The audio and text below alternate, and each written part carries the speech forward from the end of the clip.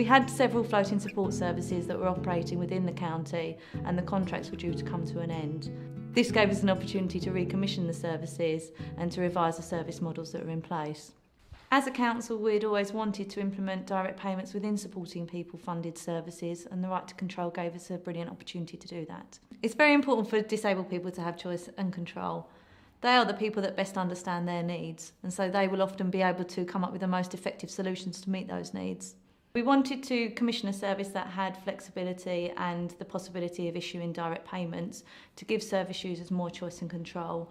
We recognise as commissioners that we don't always know the answers to everybody's issues, and putting service users at the heart of the commissioning process and giving them their own choices enabled better outcomes to be achieved overall. One of our providers has already made 40 direct payments to individuals to help them choose the most effective way to meet their support needs. We're starting to see some really positive outcomes, including people returning to work after long periods of time and people finding creative ways to meet their emotional needs, which reduce their support needs on an ongoing basis.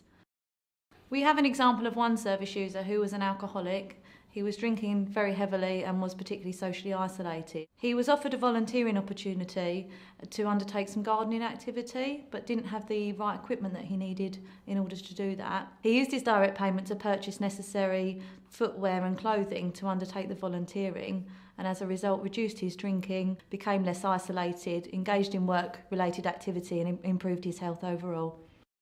We had another example of a woman whose emotional needs were impacting on her support needs, and she therefore required a significant amount of floating support. Her mother had died a long time ago and had been buried hundreds of miles away. She used her direct payment to actually visit her mother's grave, which was something that she hadn't been able to do. So that gave her closure on some of her life issues and meant that she was more able to deal with day-to-day issues, like managing bills and her tenancy. As a result of that, her support needs significantly reduced and she's now been exited from the service.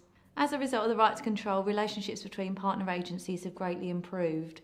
It's been a really good opportunity for them to find out more about what each other does, about the service users that they can assist and the outcomes that they can achieve. This has led to a higher number of referrals between agencies and more appropriate referrals being made. The biggest challenge that we had in implementing direct payments and flexible services was actually time.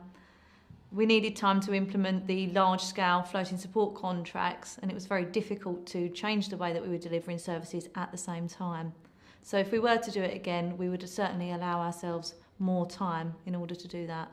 From the provider's perspective, there were some challenges around changing staff culture and staff training in order to help them think more creatively about the support services that they could deliver, and being able to give service users more choice and control over the services they receive in order to achieve their outcomes.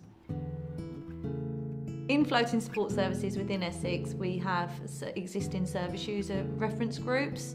We'll be working with those groups to evaluate the success of the pilot and to determine whether we should look to commission direct payment services in the future.